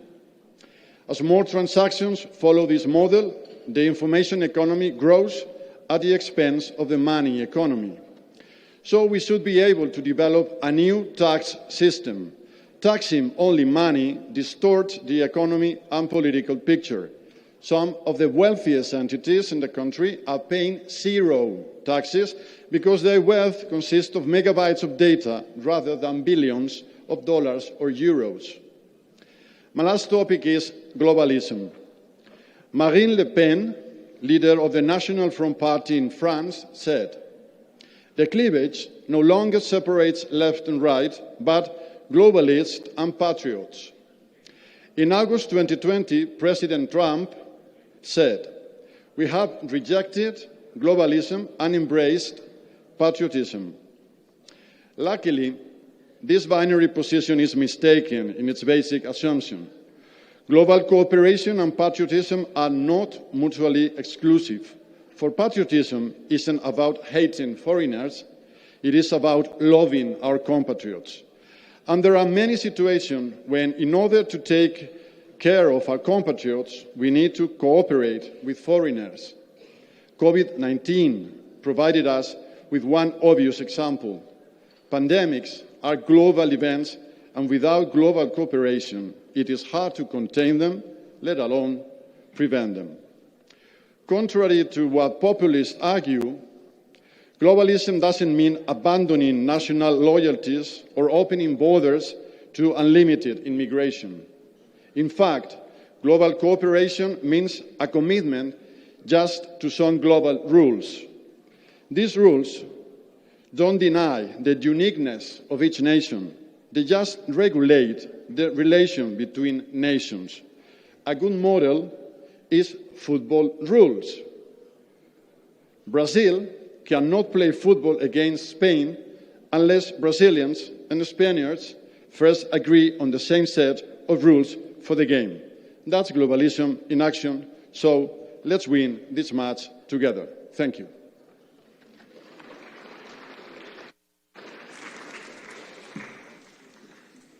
Como última oradora a ocupar a tribuna nesta as the last speaker to be in the tribune for this session of discussions, the Vice President of Pan-African Parliament, Ms. Lúcia Maria dos Passos. Muito obrigada, Sr. Presidente. Permita, através de si, cumprimentar todos os presidentes dos parlamentos e senados aqui presentes, os senhores deputados, bem como os membros do corpo diplomático. Com uma voz que encarna as aspirações populares, os parlamentos influenciam as decisões e ajudam a criar uma governação global mais humana e resiliente que permita enfrentar também grandes desafios, desde as alterações climáticas, as desigualdades socioeconómicas e de género, migrações e a saúde pública, o terrorismo, governos inconstitucionais e até cibercrime. Essas questões, por vezes, põem em causa o papel crucial dos parlamentos nesta vasta cena internacional. They emphasize the role of the parliaments. They are the backbone of the legitimate world government in a world that is interconnected today, guaranteeing that the voices of people are taken into account in international decision-making. As we ratify international treaties defining priorities and hold the government accountable, the parliaments enable the oversight of these global treaties and the transparency in the efforts of global government as we tackle the challenges of the 21st century. The challenges of the 21st century as the climate change, pandemics, and migration. They demand coordinated and trans-border responses. The parliamentary overseeing of the national contribution of international bodies with reports of regular analysis of the international budget guarantee that international organizations can work efficiently, increasing transparency and accountability of these institutions. Parliamentary commissions and groups center the climate resilience matters and also green innovation and the combat to poverty and food insecurity. They can be a platform for the legislative alignment with global frameworks such as the Paris Agreement, the World Trade Organization, and the development goals, sustainable goals. The Inter-African Parliament, European Union, Parlasur, and Arabic Parliament, they offer channels for the exchange of knowledge, harmonization of laws, and collective advocacy, allowing parliaments to work together across borders, having the alignment of the fulfillment of the resolutions carried out recently in New York in the Summit of the Future. As technology transforms society very quickly, the Parliament can and must be leaders, establishing legal frameworks to regulate emerging technologies such as artificial intelligence and cybersecurity, to guarantee that the technological advancement will support and not jeopardize the democratic governance, using the digital tools for governance transparency and connect parliaments to citizens beyond borders, allowing broader participation in the debates of global governance. In a world that faces transnational crises, the parliaments are valuable allies to make the citizens closer to a more participative and human governance. It is up to us, parliamentarians, to face the challenges of this governance in constant evolution with clarity and hard work. P20 can provide a valuable contribution to the promotion of gender equality and the change in the global political ordering through the parliamentary diplomacy in the national parliament for the approval of the parity law 4060 up to 2030. Together, we can do it. Thank you very much. Now that we've heard the speeches of everyone enrolled, now we will begin the closing session of the 10th Parliamentary Speakers Summit of the G20. I declare this session closed.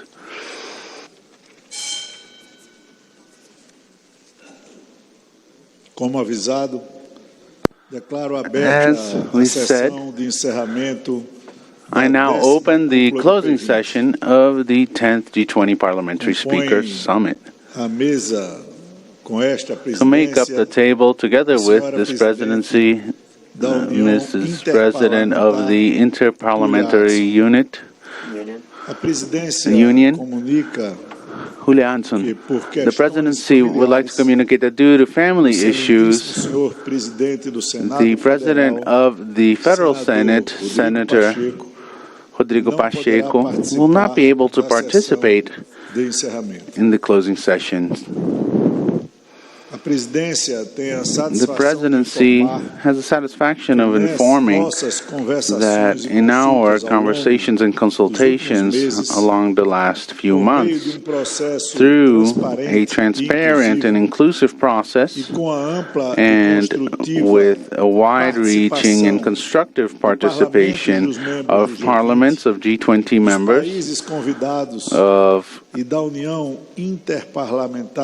guest countries and the Inter-Parliamentary Union, all of this has resulted in a joint declaration that was circulated by the P20 presidency in November the 8th, 2024. The presidency would like to highlight and to thank the constructive spirit that everyone involved manifested throughout the consultation processes, even in relation to the most complex, thorniest topics. Under these conditions, I'd then like to propose that this summit adopts the joint declaration of parliaments for a fair world and a sustainable planet.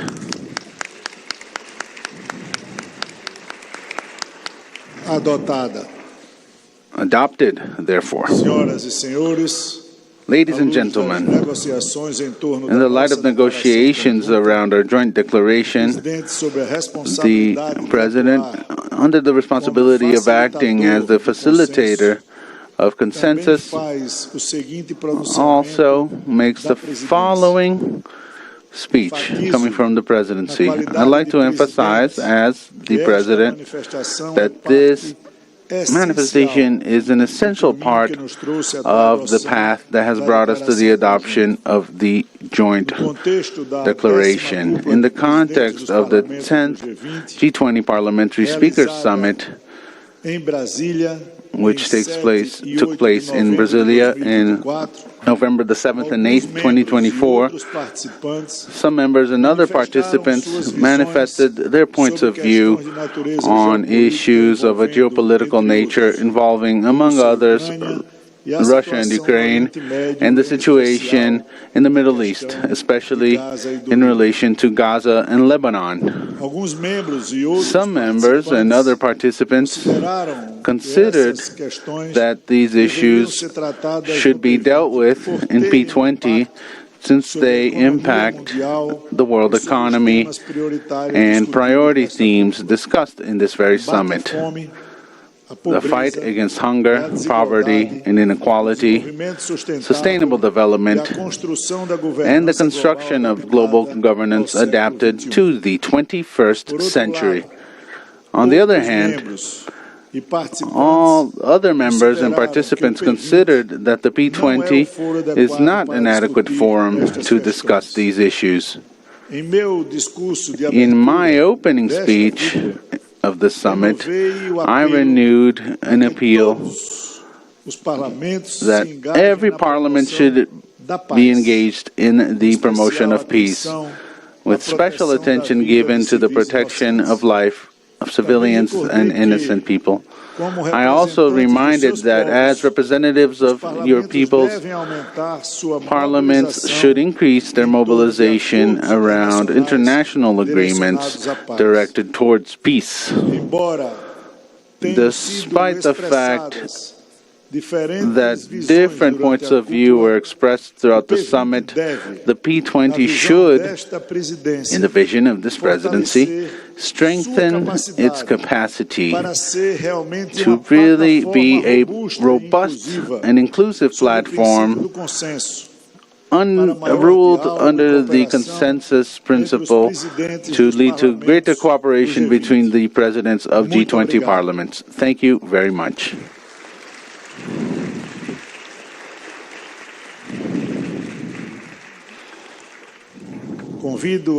I'd like to invite Her Excellency, the Vice President of the National Parliament of South Africa, Annelie Lotriet, to the table and to symbolically receive the presidency of P20.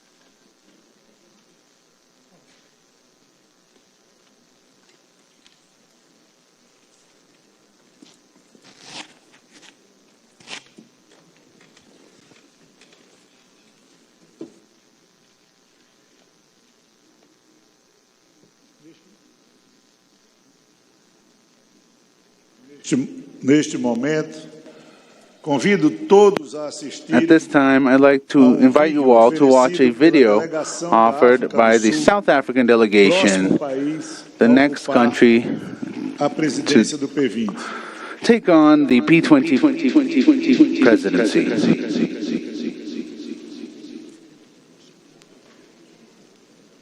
This is who we are. More than 60 million different voices echoing in harmony from the southernmost part of the continent, where ordinary people have carved their names in an extraordinary history by showing the world that peace is always better than war. Our reach is not limited by our borders, bringing joy in people's hearts and a spark of rhythm to their moves. This is the welcome home of opportunity, inspiring millions to look here in search of a better life, and sharing our best with the world. We are home to undulating mountains, flowers, endless seas, the beautiful animal kingdom, and the ever-changing seasons that color our world. We are the birthplace of humanity and a showcase of human excellence. We believe in South Africa. We are inspired by our victories of the past and our strong institutions to overcome the challenges of today and build a better tomorrow. This is who we are, South African. South Africa, inspiring new ways. This is a message by Brand South Africa.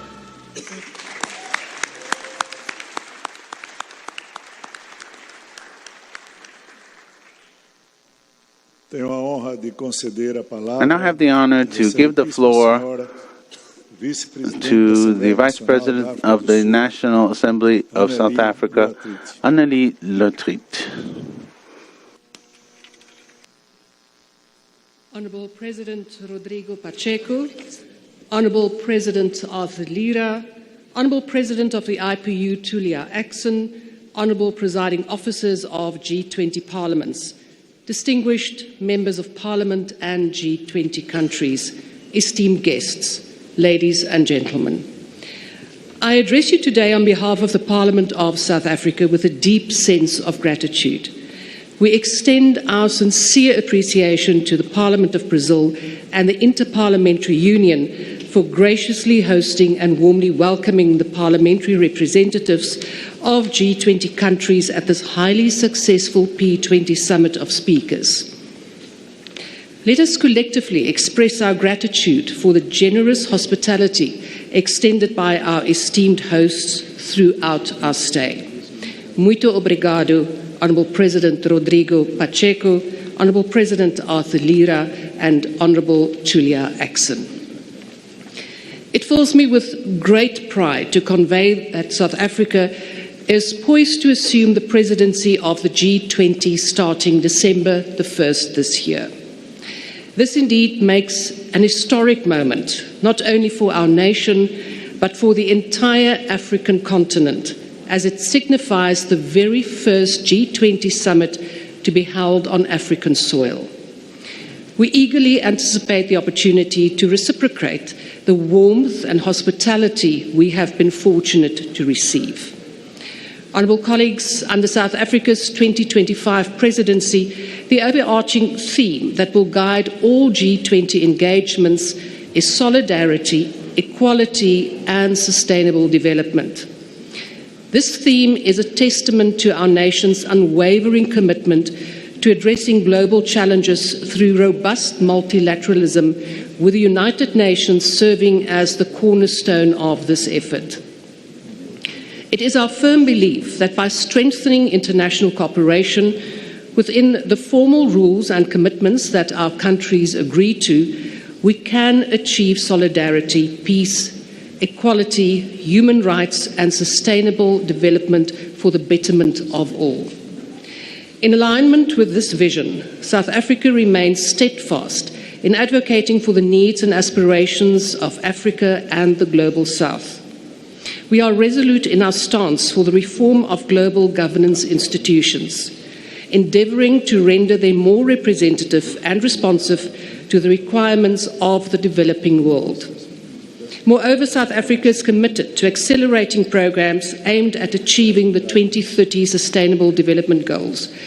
With just 6 years remaining until the 2030 deadline, it is essential for us to acknowledge that global progress towards achieving the SDG targets is perilously behind schedule.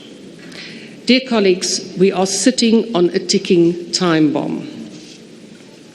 Honourable Parliamentarians, the 2025 P20 Summit of Speakers will serve as a pivotal platform for parliamentarians to reflect on these critical global issues from a parliamentary perspective.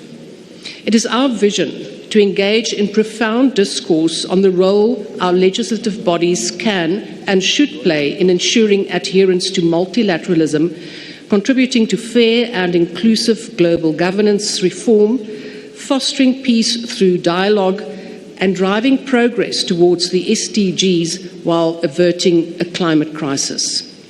As lawmaking authorities, parliaments hold significant power.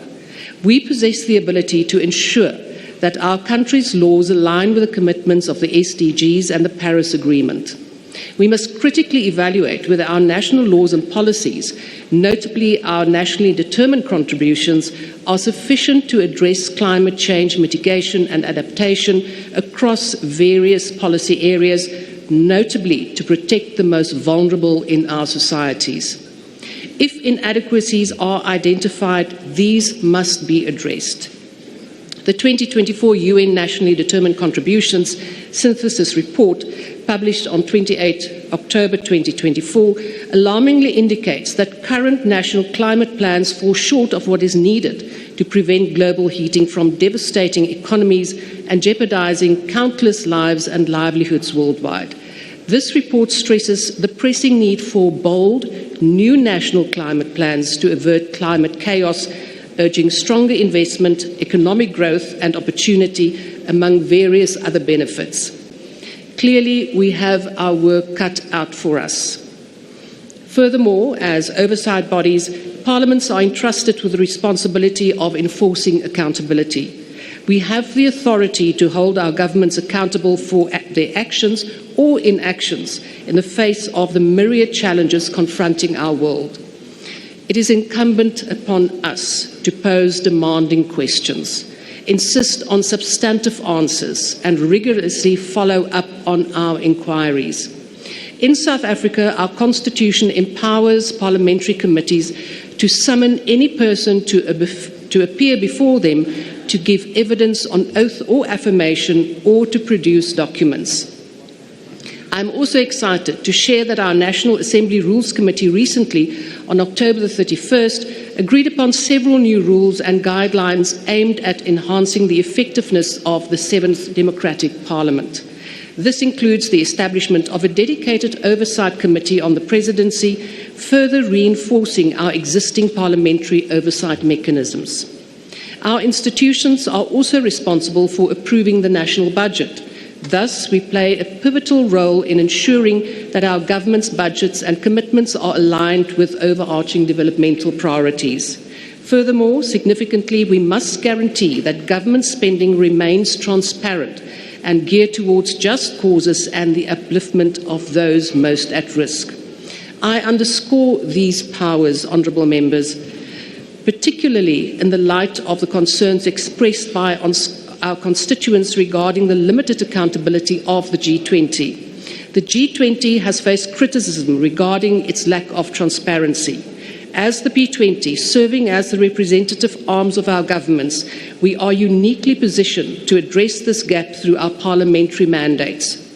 As the elected representatives of our nations, we are strategically positioned to facilitate transparency and public access to the G20's work.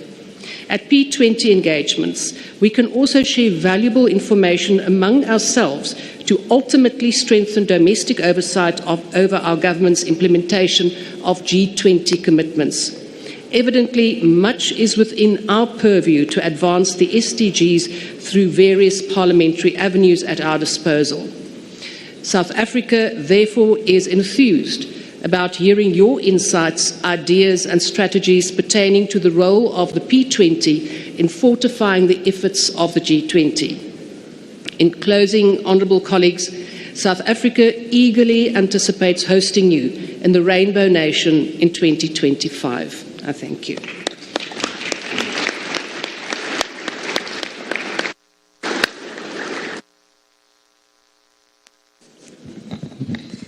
I now have the honor to give the floor to the President of the Interparliamentary Union, Mr. Tulipa Axon.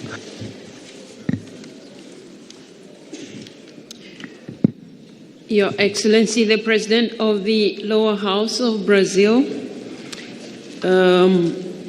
Federal Deputy Arthur Lira, the Vice President of the Parliament of South Africa, Ms. Annelie Lotriet, distinguished speakers of Parliament, dear colleagues, dear friends.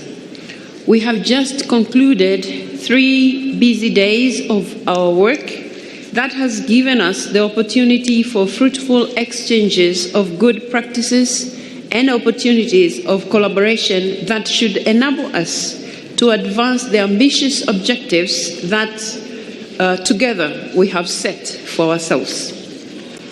I salute the leadership of the Brazilian Parliament in guiding our work under the overall theme of Parliaments for a Just World and a Sustainable Planet.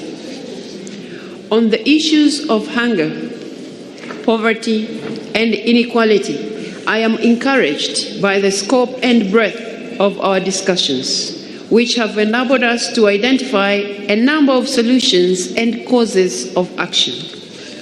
Given the collective size of the G20's resources, there is no doubt that the means should not be lacking, and that renewed action should be undertaken to effectively address these challenges, the devastating consequences of which we are painfully aware of. With solidarity, courage, and political will, we can live up to the expectations of our people for a better and more sustainable future. Without a doubt, the 10th P20 Summit in Brasilia has put the people, and in particular the women of this world, back at the center of our attention. We have all agreed that we need to advance gender equality as a precondition for inclusive growth and sustainable development. With this in mind, we must redouble our efforts to promote women's rights and the political and economic empowerment of women, while firmly combating discrimination and violence against women. The recommendations of the first ever P20 meeting of women parliamentarians in Maceió should henceforth be a reference for our work on this front. Dear colleagues, dear friends, time is not on our side. The 2030 deadline for achieving the Sustainable Development Goals is just around the corner, and we are seriously off target. We have agreed that we need decisive, inclusive, and forward-thinking policies. It is within our reach to turn our ambitious goals into actionable laws and budgets that resonate with the needs of our respective communities. We have agreed that our parliaments must lead in driving climate action and resilience. In just over a week's time, our parliaments will be assembling in the context of the parliamentary meeting at the United Nations Climate Change Conference, this time in Baku, Azerbaijan. This will be an opportunity to take stock of the results of our work thus far. But clearly, so much more needs to be done. I call on all of you to decisively act ahead of the 10 actions we have collectively identified to strengthen national climate commitments and to share the results of your interventions. I very much welcome the fact that despite our differences and a very difficult international environment, we have been able to come together here and reach consensus on a very substantive and comprehensive joint statement, which sets forth specific causes of parliamentary action to combat hunger, poverty, and inequality around the world, ensure just and inclusive transitions towards sustainable development, and help build a more equitable and representative global governance. Dear colleagues, dear friends, we now need to take this joint statement back home, roll up our sleeves, and get to work in making sure that our words are corresponding by concrete action and results. I would like to echo the point made yesterday by the Deputy Speaker of South Africa, when she said that it is untenable to continue with P20 declarations without a serious tracking and reporting mechanism. I totally agree, as we too are accountable for the promises that we make. We look forward to working closely with the Parliament of the Republic of South Africa in the lead-up to the next P20 Summit next year, to see how we could push such a mechanism in place. To conclude, I would like to appreciate again our gracious Brazilian hosts for their warm hospitality, hard work, and strong commitment to multilateralism and parliamentary diplomacy. We very much value your contribution to the work of IPU, Mr. President, and look forward to supporting you as you embark on another very busy year as chair of both BRICS and the 30th Conference of Parties to the United Nations Convention on Climate Change, COP30, both of which hold an important parliamentary component. As for the IPU, we shall continue to deploy all possible efforts to provide a meaningful platform for political dialogue and engagement, help build strong and effective parliaments, and enhance parliamentary dimension to global governance. We very much look forward to welcoming all of you to Geneva in late July 2025 for the 6th World Conference of Speakers of Parliament, organized in collaboration with the United Nations. The 15th Summit of Women Speakers of Parliament, which will be hosted by the Swiss Parliament in Bern, will precede this meeting. It has been an honor, once again, dear colleagues and friends, and a pleasure to be a part of this wonderful P20 Summit. And I would like to thank all of you for your confidence, friendship, and contribution. I wish you all the best in the exercise of your very important responsibilities, and I look forward to even closer engagements ahead. Now that the presidents for P20 and G20 will be going to South Africa, I would like to quote two remarkable leaders of the African continent. One is President Nelson Rolihlahla Mandela. He once said, "It always seems impossible until it's done." At the same time, my own father of the nation, Mwalimu Julius Kambarage Nyerere, who served as President of the United Republic of Tanzania, once said, "It can be done, play your part." I thank you for listening.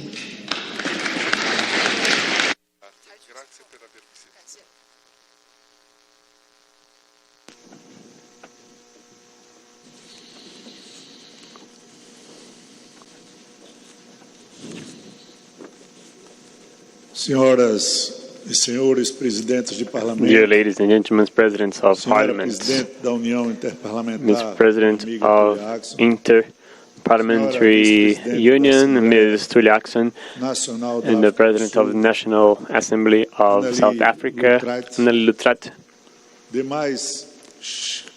and other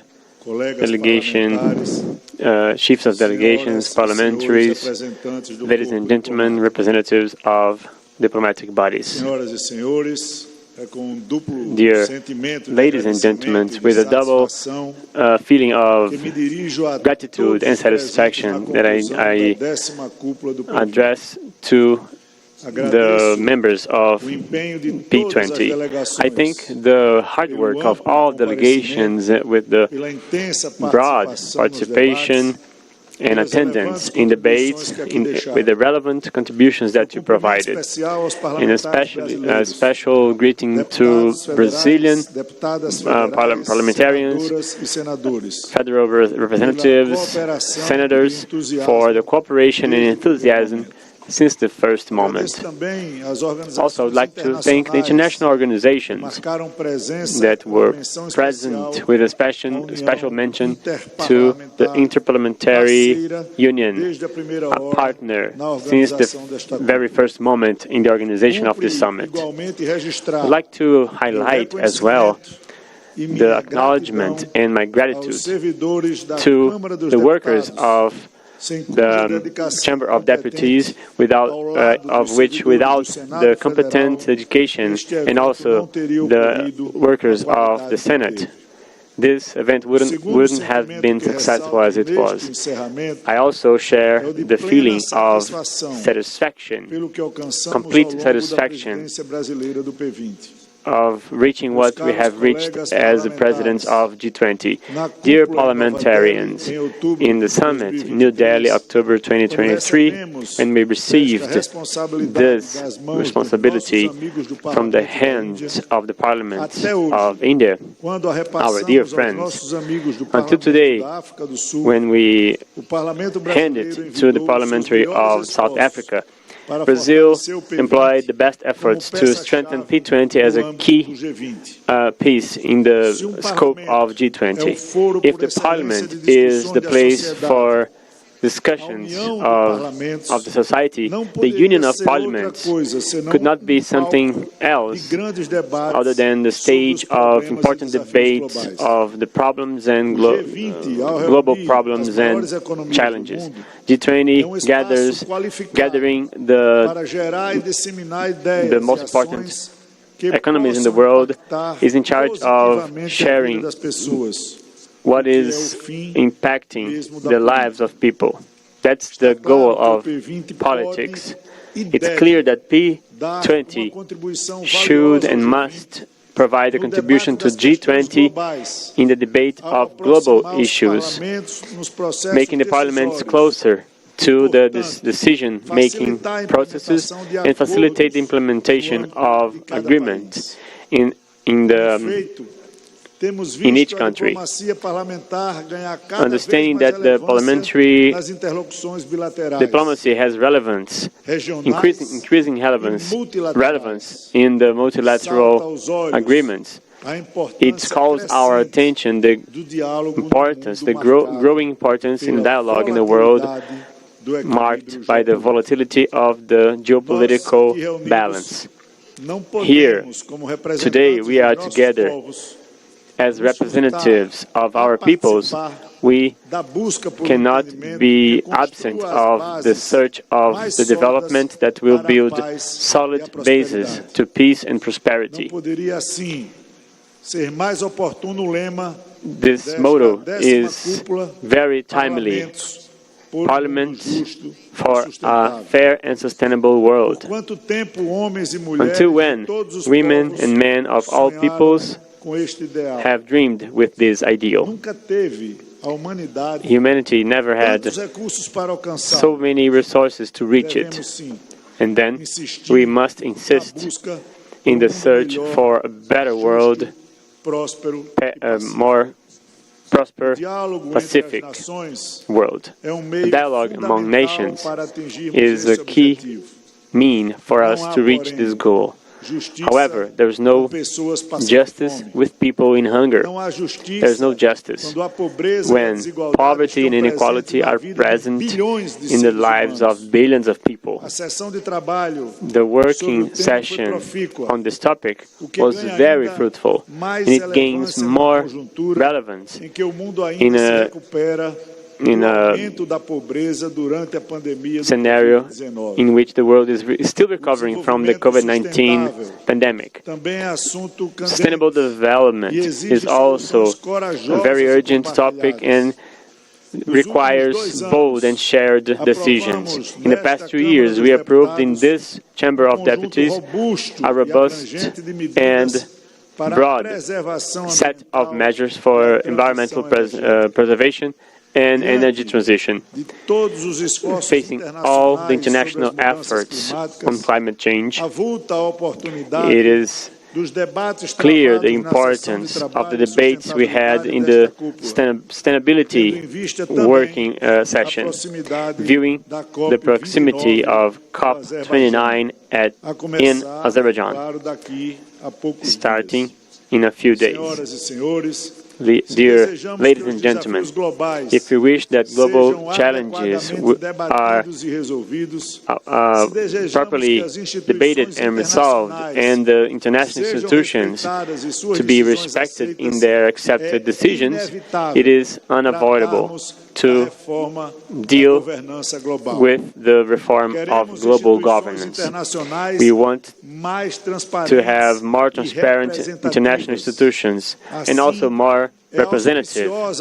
Therefore, it is paramount the approval of the United Nations in September for the Pact of the Future that has specific actions over global governance. Therefore, it deserves all the compliments, the debaters, and the speakers on global governance adapted to the challenges of the 21st century, a topic that tends to gain strength in the multilateral forums and in our parliament. I would like to take this opportunity of the reflection of global challenges to reiterate the importance of the participation of women in the creation of a more equitable and inclusive reality. Allow me once again to underline the pioneering of the first summit of parliamentary women of P20, which gives Brazil an immense pride. Carried out in July this year in the city of Maceió, an event led by women. And its final document was part of the debates of this summit. The Charter of Alagoas is part of the history of P20, and I'm certain that it will have long-lasting effects on the direction of this group. Before finishing, dear parliamentarians, I would like to show my solidarity in the efforts of the delegations present here, in the sense of reverberating the fruit of these meetings in your own legislative houses, and also to the state and government chiefs and civil society. I have the conviction of the importance of parliamentary diplomacy in our time, and we count on your help. The delegation of South Africa, on behalf of the presidency of P20, I wish you success in the leadership of this group next year. We're going to be available to support you whenever you need. As we finish this conference, I restate my joy, and I believe it's shared by everyone present here, having this substantive dialogue established with constructive ideas being shared here, and important proposals for future actions were presented here. Bonds of cooperation and friendship were strengthened, and my renewed thanks to you, I wish, on behalf of the Brazilian Chamber of Deputies, a good return home to you all. Thank you.